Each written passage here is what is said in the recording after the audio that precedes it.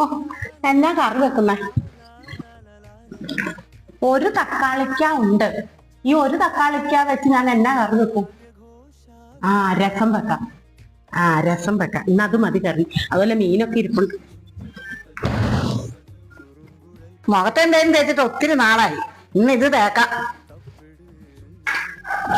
തക്കാളിക്ക എന്ത് ഇവിടെ ഇരുന്നേ? എന്നാ തക്കാളിക്ക അവിടെ പോയി.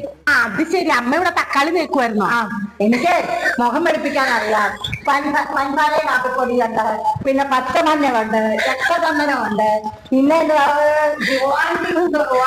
അന്നേരം അമ്മയ്ക്ക് അതെന്താ അമ്മയ്ക്ക് വേണ്ടി ഒരു മാസം പലർക്ക് സാധനങ്ങൾ മേടിക്കണം. ഇതെല്ലാം എനിക്കറിയാം. ഞാൻ പിന്നെ ഇതിനൊന്നും ഒക്കെ എടുക്കാനുള്ള പരിപാടിയൊക്കെ എനിക്ക് പല ഇതും അറിയാം.